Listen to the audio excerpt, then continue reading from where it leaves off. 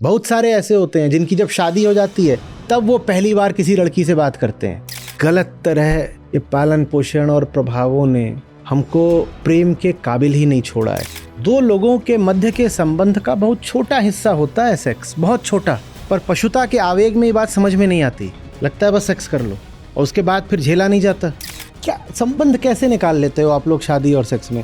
Sex आप करोगे दिन में एक आध बार और घंटे होते हैं 24, कैसे झेलोगे उसको? कैसे झेलोगे? आचार्य जी नमस्ते। मैं आपको 1 साल से ऊपर सुन रहा हूँ। मैं शादी के लिए आपसे ये पूछना चाह रहा था कि शादी की ज़रूरत प्रकृति में नहीं होती है, क्योंकि सब जानवरों के बच्चे पैदा होते ही चलने फिरने लगते हैं। सिर्फ इंसान ही एक ऐसा जानवर है जिसके बच्चे को कई साल तक परवरिश की ज़रूरत रहती है। अगर शादी नहीं होगी तो समाज में मर्दों को औरतों का साथ देने की कोई ज़रूरत नहीं होगी। ये बात साइंटिफिक है, क्योंकि हम विदेश में भी देखते हैं कि काफ़ी सारे मर्द औरतों को बिना शादी के अकेला छोड़ देते हैं, सिंगल मदरहुड जिसे वहाँ बोला जाता है। तो इसमें आपका क्या कहना है? तो आप किसी स्त्री के साथ सिर्फ इसलिए हो क्योंकि सामाजिक डर है, सामाजिक दबाव है? प्रेम की वजह से तो हो नहीं उसके साथ। आपने कहा कि अगर सामाजिक डर और दबाव नहीं होता तो पुरुष तो छोड़ के चला गया होता। आप कह रहे हो सामाजिक डर और दबाव नहीं होगा तो पुरुष छोड़ के चला जाएगा। ठीक, तो अगर पुरुष स्त्री के साथ है तो इसका मतलब सामाजिक डर और दबाव की वजह से है।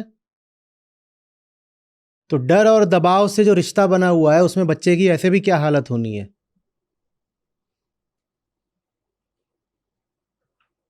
इससे भला तो यह है कि पुरुष हो ही ना।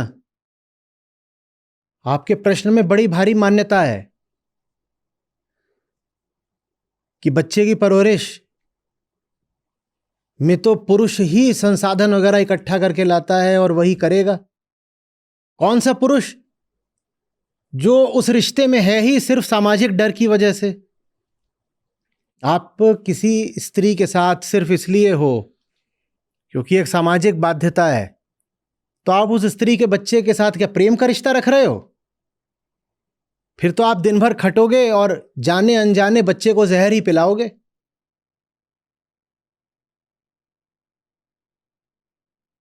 आप कोई तर्क नहीं जुगाड़ पाओगे सच के खिलाफ बाबा।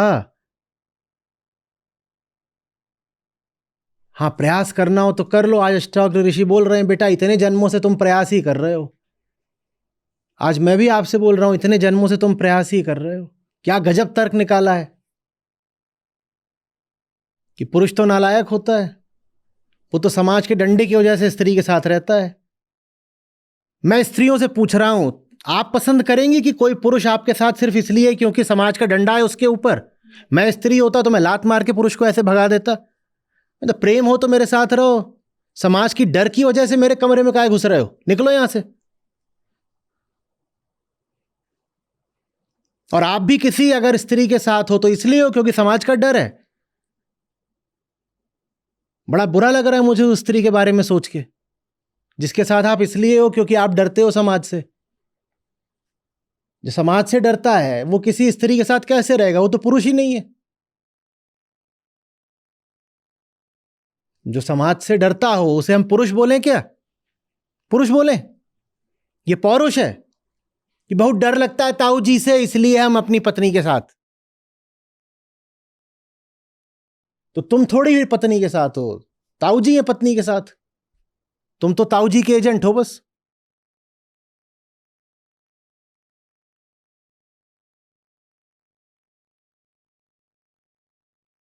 प्रेम के रिश्ते बनाओ, वहां बाकी सब बातें अपने आप ठीक हो जाती हैं।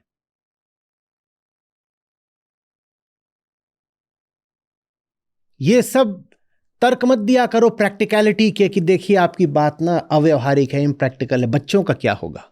बच्चों का अभी क्या हो रहा है? 800 करोड़ नालायक पैदा कर दिए हैं इस पृथ्वी पर। अभी क्या हो रहा है?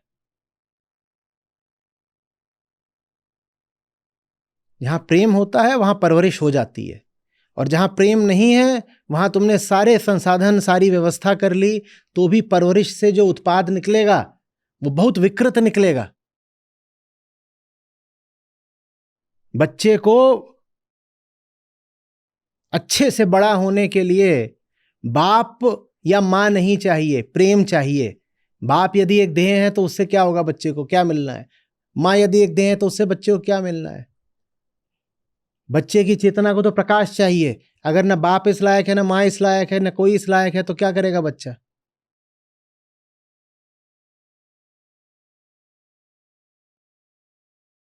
और भैया मैं शादी के खिलाफ नहीं हूं, मैं प्रेम के पक्ष में हूं। लेकिन समस्या यह है कि आपकी शादियों में प्रेम तो होता नहीं है, तो मैं जैसे ही बोलता हूं कि मैं प्रेम के पक्ष में हूं, आप कहते हो इसका मतलब शादी के खिलाफ है। क्योंकि हमारी जिंदगी में विवाह और प्रेम म्यूचुअली एक्सक्लूसिव हैं। जहां प्रेम है वहां विवाह नहीं होता, जहां विवाह है वहां प्रेम नहीं होता। तो मैं जैसे ही कहता हूं कि मैं प्रेम की तरफ हूं, आप कहते हो इसका मतलब ये विवाह के विरोध में है। और जब मैं प्रेम बोलता हूं तो मेरा उससे आशय कोई ये भी नहीं है कि पुरुष स्त्री का ही प्रेम। प्रेम से मेरा आशय क्या है वो भी आप बहुत अच्छे से जानते हो। मैं प्रेम के पक्ष में बात कर रहा हूं। तो इससे सब विवाहवादी थरथराने क्यों लगते हैं? इससे क्या पता चल रहा है तुम्हारे विवाह के बारे में? कि उसमें प्रेम नहीं है। तो जैसे ही प्रेम की बात करो तो वैसे ही विवाह की एकदम थर थर थर थर थर बुनियाद कांपनी शुरू हो जाती है। तुम एक नहीं 5 बार शादी करो, बढ़िया मनोरंजन है। मैं तो कहता हूं हर 6 महीने करनी चाहिए। जिससे एक बार कर ली उसी से 5 बार कर लो, क्या जाता है? एक बार करो, 5 बार करो, 500 बार करो, या एक बार भी नहीं करो, ये मुद्दा नहीं है। मुद्दा प्रेम है। हम बड़े सूखे शुष्क लोग हैं, प्रेमहीन, रसहीन। ये समस्या है, विवाह समस्या नहीं है।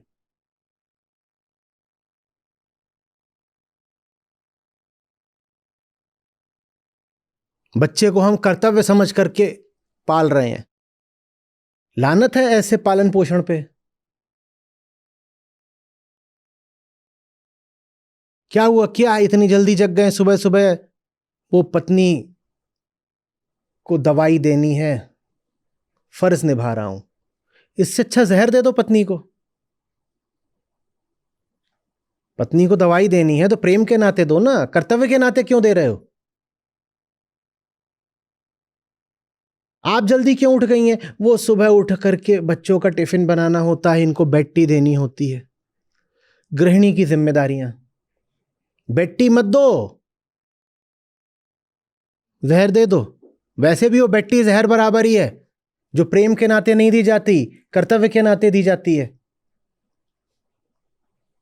हम कैसे लोग हैं जो प्रेमहीन कर्तव्य निभाते रहते हैं? वो कर्तव्य है कोई? वो गुलामी है फिर। डर है बस ऐसे कर्तव्य में।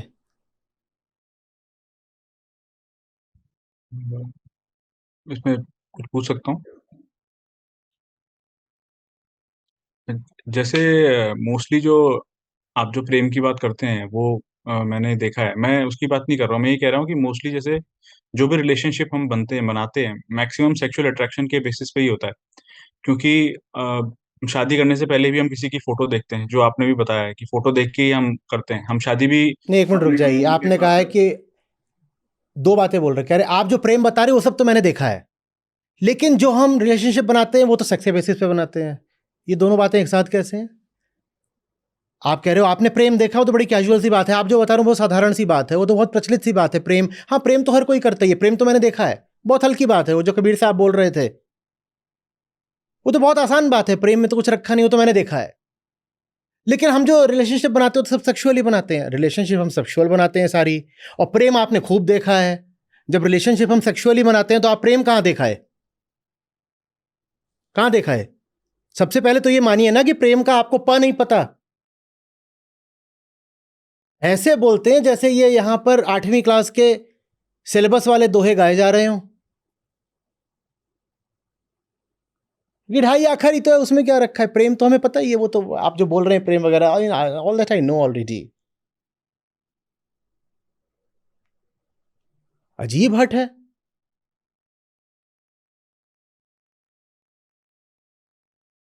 प्रेम तो मैं जानता हूं, लेकिन जो हम रिलेशनशिप बनाते हो तो सेक्सुअल अट्रैक्शन से ही बनाते हैं ना। अगर प्रेम जानते हो तो रिलेशनशिप सेक्सुअल अट्रैक्शन से क्यों बनेगी फिर? और हमें दिख भी नहीं रहा कि हम क्या बोल रहे हैं, और बड़ी कॉन्फिडेंटली।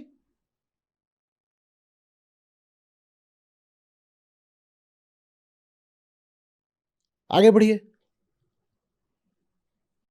मैं ये कह रहा था उस वो वाला प्रेम जो आप बात कर रहे हैं बहुत ऊँची चीज़ है, वो मोस्टली लोग नहीं जानते हैं, ना उसको कर पाते हैं। वो बहुत आसान काम नहीं है, मैं ये कह रहा हूँ। तो मोस्टली जो रिलेशनशिप बनते हैं, वो एक इमोशन से बनते हैं अंदर, जो सेक्सुअल अट्रैक्शन मैक्सिमम केसेज़ में होता है। तो उस केसेज़ में तो शादी सबसे ज़्यादा ज़रूरी चीज़ हो जाएगी। अरे क्यों बने वो रिलेशनशिप फिर? तुम बीमार हो, तुम्हें टीबी है, 100 तरह के और इन्फेक्शियस बीमारियां हैं, तुम जाके किसी से गले लिपटोगे क्या? या पहले अपना इलाज कराओगे? जब अभी तुम ठीक ही नहीं हो। आपके ही प्रश्न में बोला था या पिछले वाले में? पिछला वाला आप नहीं सुन रहे थे क्या? कहते रिलेशनशिप बनती है तो सेक्सुअल अट्रैक्शन से ही बनती है, क्यों बने? इसीलिए तो ये पूरी शिक्षण श्रृंखला है ना, ताकि वही सारे काम तुरंत ना करने लग जाओ जो जानवर करते हैं। जानवर करते हैं ये काम की कोई आत्मज्ञान नहीं है, लेकिन मादा को पकड़ लेना है और उसको गर्भिणी कर देना है और बच्चा पैदा कर देना, ये काम कुत्ते करते हैं। ये आत्मज्ञान कुछ नहीं है, लेकिन लड़की चाहिए। आत्मज्ञान नहीं है माने भयानक रूप से रोगी हो तुम, क्वारंटीन हो जाओ, किसी और से चिपको नहीं जाके। जिनको भी आत्मज्ञान नहीं है उनको क्या बोलना है? जैसे कोविड में बोलते थे ना कि 6 फीट जिंदगी के, भाई इतनी दूरी बना के चलो सबसे। तुम्हें संक्रामक रोग लगा हुआ है, काहे को जा रहे हो किसी और के तन में मन में प्रवेश करने के लिए?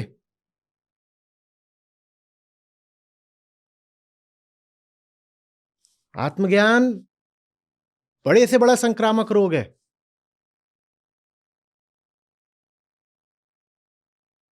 और सेक्सुअल मीडियम से तो खूब ही फैलता है, जैसे एचआईवी। जैसे एचआईवी हो जाता है तो आप नहीं चाहते ना कि आप जाकर के किसी से सेक्सुअल रिलेशनशिप बनाओ। वैसे ही जब आत्म अज्ञान हो तो किसी से सेक्सुअल रिलेशनशिप नहीं बनानी चाहिए, उसको भी लग जाएगा आपका अंधेरा।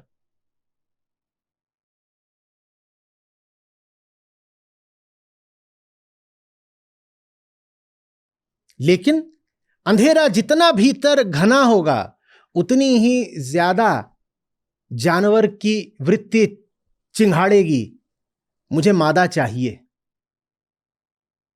जितना घना होगा ना अंधेरा, उतना ज्यादा जवान होते ही नर चिल्लाएगा मुझे मादा चाहिए।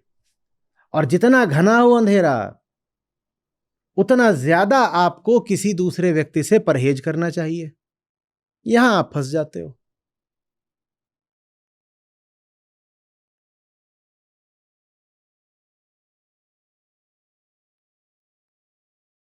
कुछ बातों को आप लोग ऐसे बोल देते हो जैसे कि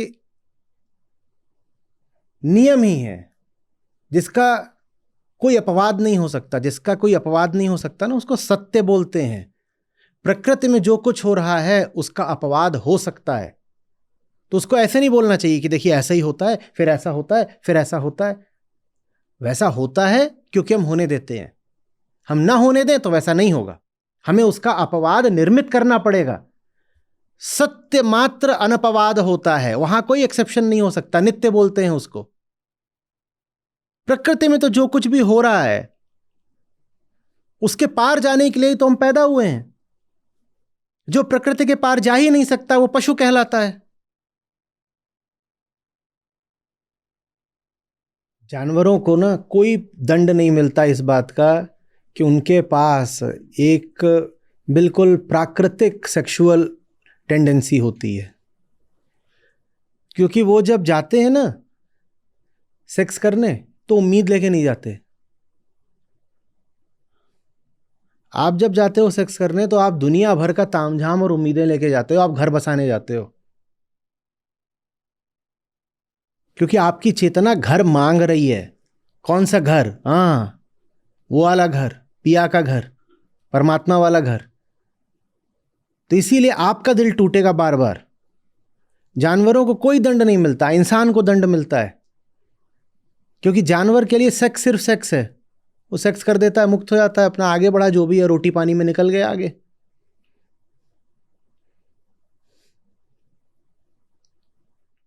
वहां तो मादा भी बच्चे को जन्म देती है तो कभी कुछ हफ्ते रख के, कभी कुछ महीने रख के छोड़ देती है। वो फिर ख्याल भी नहीं करती कि कहाँ गया, जिया मरा, जहां भी गया वो अपना देखेगा। इंसान अकेला है जिसके लिए सेक्स एक अलग अर्थ रखता है। क्या अर्थ रखता है? कि आप बोलते हो कि अच्छा ये प्रिया है मेरी, बोलती अच्छा ये नाथ है, स्वामी है। आप देख रहे हो, आप आगे जाना चाहते हो, आप दैहिक बात ही नहीं कर रहे हो, आप आगे जाना चाहते हो। आगे आप जा नहीं पाओगे अगर बात सिर्फ दैहिक ही है तो ये आपको फिर दंड मिलेगा, आपकी सारी आशाएं चकनाचूर हो जाएंगी। इंसान और जानवर में अंतर यह है कि जानवर को कोई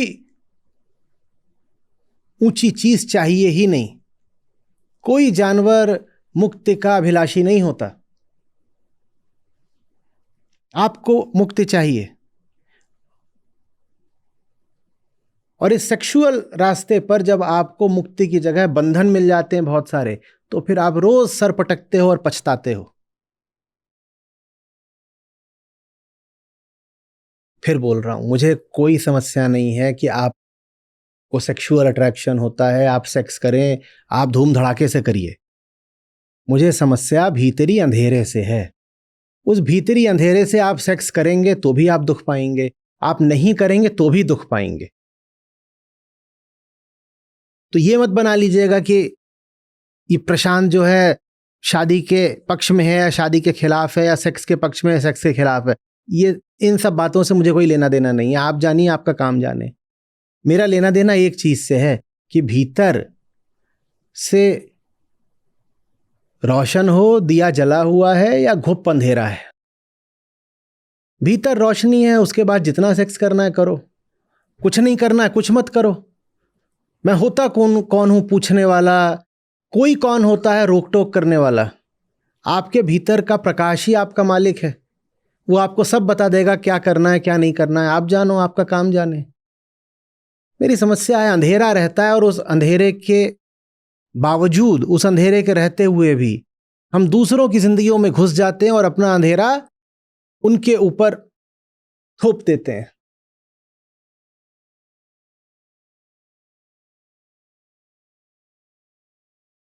स्कॉट एम्पेक हैं, उनकी बड़ी अच्छी पुस्तक है द रोड लेस ट्रेवल्ड।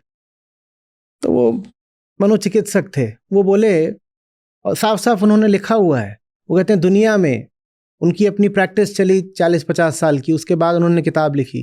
बोले दुनिया में मेंटल डिजीज, मनोरोगों का सबसे बड़ा कारण विवाह है। बोले मैंने अपनी जिंदगी में जितने भी मेंटल पेशेंट देखे, अब मैं आपको बिल्कुल जिम्मेदारी के साथ, यकीन के साथ बता रहा हूं, उनके शब्द हैं। बोल रहे हैं दुनिया में अगर आदमी पागल है तो विवाह की वजह से पागल है। सबसे बड़ा कारण यही है। क्यों? क्या विवाह में कुछ बुराई है? नहीं, बुराई इसमें है कि तुम भीतर से बीमार हो और अपनी बीमारी दूर करने की जगह तुम जाकर किसी से चिपट गए।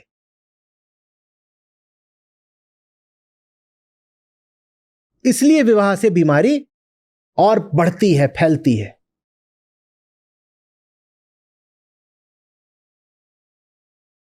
और जो आदमी जितना बीमार होता है उसमें चिपटने की वृत्ति उतनी ज्यादा होती है। अब ये गजब बात, जो स्वस्थ हो जाते हैं उन्हें अधिकार मिल जाता है कि वो जाएं किसी से भी चिपकें, पर उनमें चिपकने की वृत्ति कम हो जाती है। जबकि उन्हें जाके चिपकना चाहिए। ऐसा होना चाहिए कि वो जाएं और औलादे पैदा करें, वो बड़े अच्छे अभिभावक बनेंगे, पर वो करते नहीं औलादे पैदा। औलादे पैदा कर कौन रहे हैं? जिन्हें कुछ नहीं पता है, जो बेहोशी में लौट रहे हैं एक दूसरे के ऊपर, और उस बेहोशी से संतानें पैदा हो रही हैं।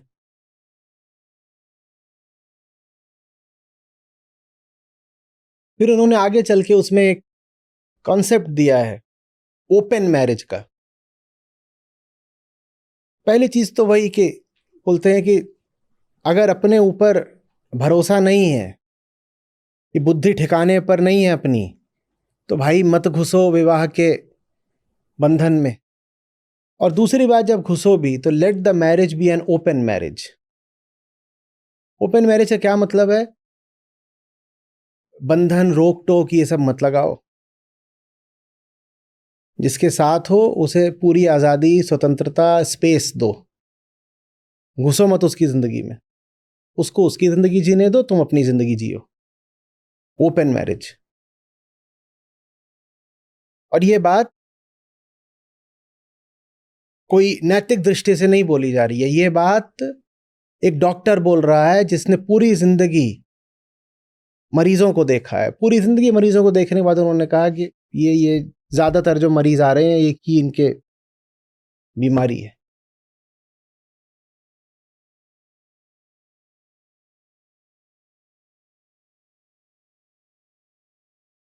जो ओपन मैरिज जो आपने टर्म यूज करा, वो मोस्टली वो भी सेक्सुअल कंटेक्स्ट में ही यूज होता है वैसे, कि मतलब आप कोई भी पार्टनर अगर आप चाहो तो कर सकते हो। वो जो सेक्सुअल फ्रीडम है वो उस ओपन मैरिज का आखिरी टेस्ट होती है।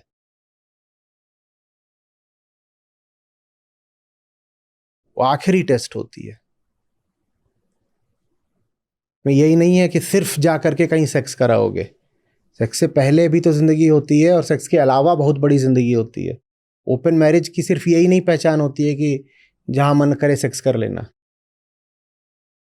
ओपन मैरिज का सिद्धांततः अर्थ होता है कि अपने हिसाब से जी सकते हो, तुम्हारे ऊपर हम चढ़ नहीं रहे हैं। क्योंकि हमारा रिश्ता शारीरिक आकर्षण भर से नहीं बना है, इसलिए हम तुम्हारे शरीर को अपनी संपत्ति नहीं मानते हैं। जब रिश्ता शुरू से ही शारीरिक होगा तो दूसरे के शरीर को ही तो आप अपनी संपत्ति मानोगे ना, क्योंकि रिश्ता ही किससे बनाया है? शरीर से। तो सारी बात ही यही होगी कि तेरा शरीर सिर्फ मेरा है। ऐसा डर लगता है, भयानक है। अरे क्या कर रहे हैं? अष्टावक्र गीता पढ़ रहे हैं, ब्याह नहीं होगा लड़के का। भैया पूरी अष्टावक्र गीता में विवाह शब्द एक बार भी आया है? वो तो आत्मज्ञान की बात कर रहे हैं। आत्मज्ञान के साथ तुमको विवाह करना है तो करो, नहीं करना है तो नहीं करो। जो भी करोगे अच्छा ही होगा, करोगे तो भी अच्छा होगा, नहीं करोगे तो भी अच्छा होगा। और एकदम सन सनानन सन सन सन सन।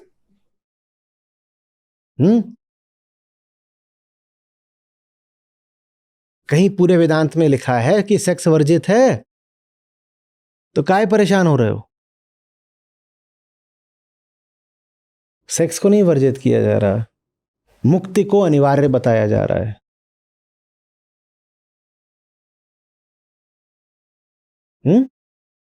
तुम मुक्त हो। अब तुम जो भी निर्णय लोगे ठीक।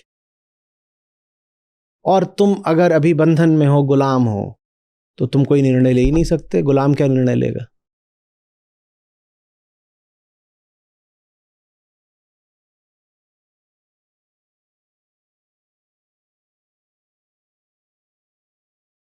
समस्या सारी ये है कि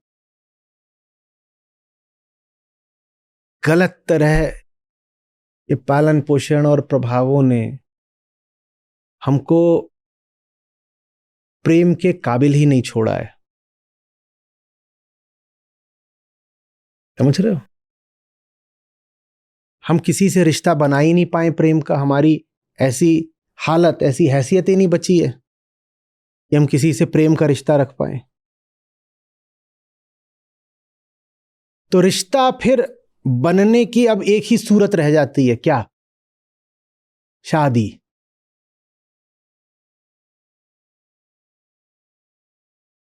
भारत में ज्यादातर, और पूरी दुनिया में भी ऐसा है पर कम है, भारत में तो बहुत ही है। ज्यादातर जो ये लड़के घूम रहे हैं, अगर इनके माँ बाप इनका ब्याह ना कराएं तो ये जिंदगी में किसी लड़की, किसी महिला से दो बोल बात ना कर पाए।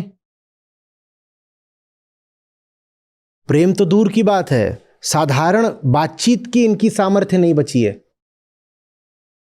क्योंकि माहौल, समाज, परवरिश यही ऐसे हैं। बहुत सारे ऐसे होते हैं जिनकी जब शादी हो जाती है तब वो पहली बार किसी लड़की से बात करते हैं। जब ब्याह हो जाता है उसके बाद पहली बार जिंदगी में वो किसी लड़की के हाथ का भी स्पर्श करते हैं। बहुत तो बेहोश होकर गिर जाते हैं, पसीने पसीने हैं। क्या है? लड़की। कह रहे वो तो दुनिया की आधी आबादी है, कांप क्यों रहा है? ऐसा क्या अद्भुत देख लिया? मनुष्यों में आधे वैसे ही होते हैं जैसी वो है। इसको अगर मां ने लाकर छोरी नहीं दी होती तो कुछ होता इसका। और अध्यात्म में बात सारी शुरू ही कहां से होती है? प्रेम से। प्रेम के लायक हम बचे नहीं हैं तो फिर हम 100 तरीके से विरोध करते हैं। हम कहते हैं देखो ये प्रेम का रास्ता ये हमारे लिए है नहीं, हमारे लिए तो ब्याह का रास्ता ही ठीक है।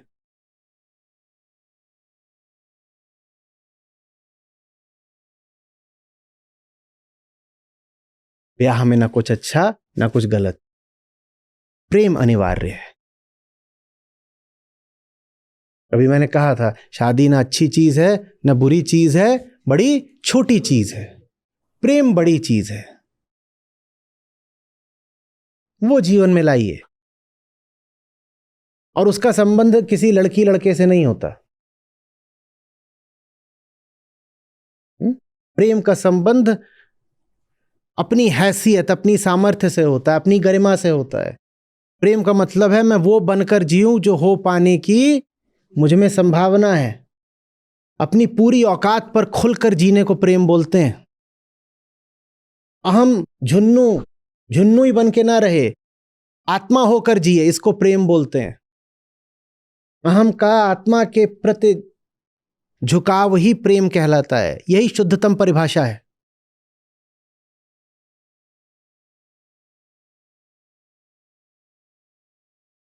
तो वो प्रेम होना चाहिए।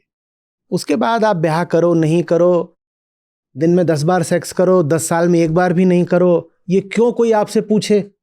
आपका मसला है, आप जानो।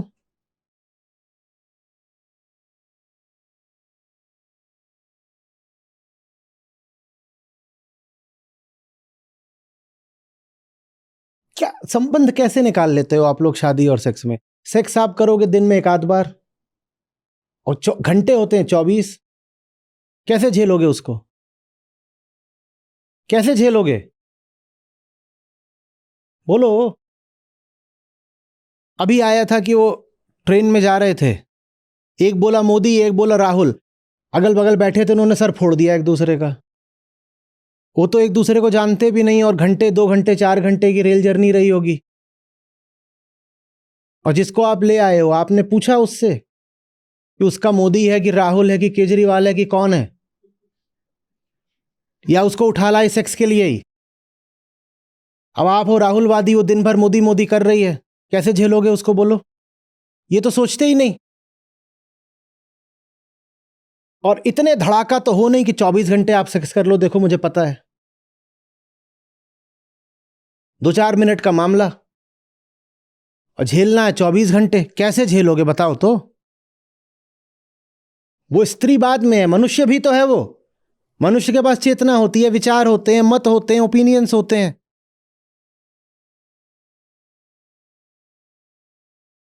आपको सब कुछ सुव्यवस्थित पसंद है, वो कह रही है नहीं मैं तो ऐसे ही खुला जीना चाहती हूँ, डिसऑर्डरली मुझे अच्छा लगता है, एक कपड़ा वहां फेंकती हूँ, चप्पल वहां पड़ी हुई है, कुछ ऐसे है। कैसे झेलोगे बताओ? पुणे में हो रहा था शिविर, तो वहां पर एक आया बिल्कुल एकदम कामाग्नि में दहकता हुआ, बोला मैं बस में चलता हूँ, लड़कियां दिखती हैं, मुझे लगता है कि इसको चिपका लूं और कभी छोड़ूं नहीं।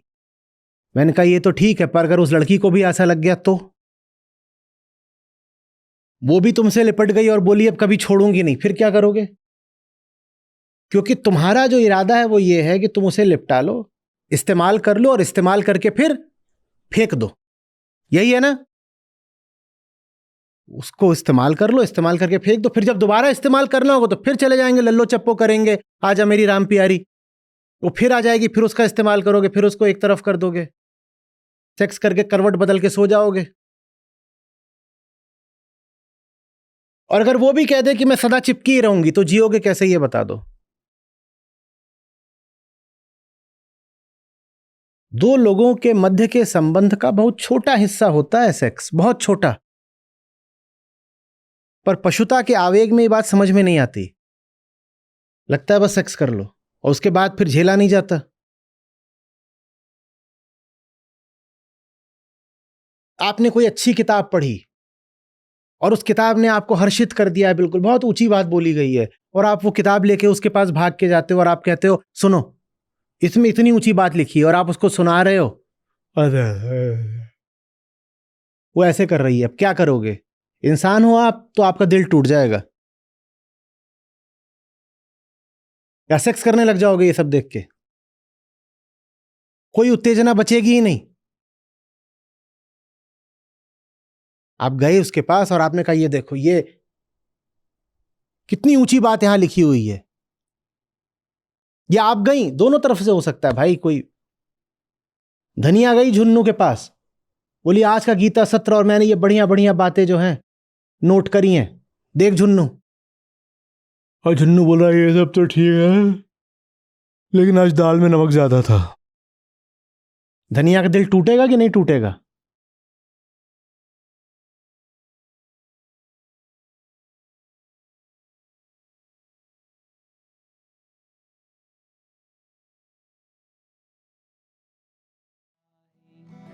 प्रेम प्रेम सब कोई कहे, प्रेम न जाने कोई। प्रेम प्रेम सब कोई कहे, प्रेम न जाने को। जा मार्ग साहब मिले, प्रेम कहावे सोए रे साधो, प्रेम कहावे सोए। प्रेम प्रेम सब कोई कहे, प्रेम न जाने कोई। प्रेम प्रेम सब कोई कहे, प्रेम न जाने को। जा मार्ग साहब मिले, प्रेम कहावे सोए रे साधो, प्रेम कहावे सो। विषयवास नाउर जिकर, जन्म गवाया बाद। विषयवास नाउर जिकर, जन्म गवाया बाद। अब पछतावा क्या करे, निज करनी कर याद रे साधो, निज करनी कर याद। विषयवास नाउर जिकर, जन्म गवाया बाद। विषयवास नाउर जिकर, जन्म गवाया बाद। अब पछतावा क्या करे, निज करनी कर याद रे साधो, निज करनी कर याद। प्रीति बहुत संसार में, नाना विधि की सोई। प्रीति बहुत संसार में, नाना विधि की सोई। उत्तम प्रीति सो जानिए, सतगुरु से जो होए रे साधो, सतगुरु से जो होए।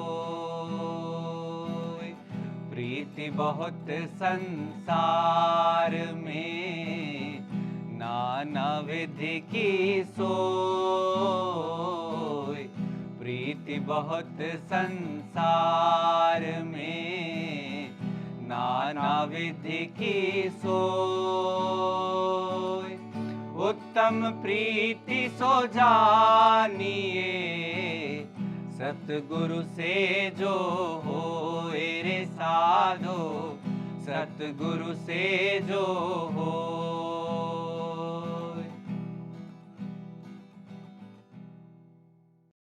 हाँ, नमस्ते। मैं गुजरात से हूँ, गुजरात बड़ौदा।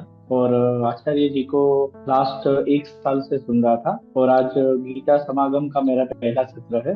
और काम के अंदर मैं एक टीचर हूँ, प्रोफेसर हूँ, और क्रूशियल थिंकिंग में मैंने पीएचडी किया हुआ है। लोगों की सोच कैसे बढ़ती है और खास करके बच्चों के साथ कैसे काम किया जाए। और आज के जो सत्र से जो सीख मिली है मुझे, उसमें एक बहुत बड़ा सीख मिला है कि काम में डूबना और लिप्तता क्या है। तो ये पहला सीख मुझे वहां से मिला है। दूसरा कि निष्काम क्या होता है, मतलब जहाँ पे आप अपनी गिनती, अपने स्वार्थ को छोड़ देते हो, दैट इज निष्काम। और तीसरा जो बहुत ही सही एक मायने में समझ में आया कि ईमानदारी क्या होती है, ईमानदारी का मतलब क्या होता है। कि जब भी आपको कोई भी चीज का पता चल जाता है कि भाई अगर आप ये आपके लिए सुनने लायक नहीं है, ये काम आपके लिए करने लायक नहीं है, फिर आप उसके पीछे उसको देखते भी नहीं हो, वो होती है एक ईमानदारी। और दूसरा बहुत ही अच्छा जानने को मिला, क्योंकि मैं ज्यादातर बच्चों के साथ काम करता हूँ। और जो एक सेशन में एक भाई साहब ने क्वेश्चन पूछा था कि फूड को लेके टीचर ये है और उससे बच्चों के साथ कैसे डील किया जाए। और ज्यादातर बच्चों के साथ, और जो पेरेंट्स को चेंज होना पड़ेगा। आचार्य जी ने यही बोला कि अगर बच्चे जो है वही है कि आप पेरेंट्स जैसे हो। दूसरा थोड़ा बहुत टीवी सीरियल से जो मिल लिया, मोबाइल से मिल लिया, आजू बाजू से मिल लिया। और यहाँ से थोड़ा बहुत ये भी पता चला कि टीचर हूँ तो बच्चों के साथ कैसे काम करना चाहिए और बच्चों को कैसे सीख देनी चाहिए, जिससे उसका फ्यूचर वगैरह जो है वो ब्राइट हो पाए और वो गीता समागम में कैसे आए।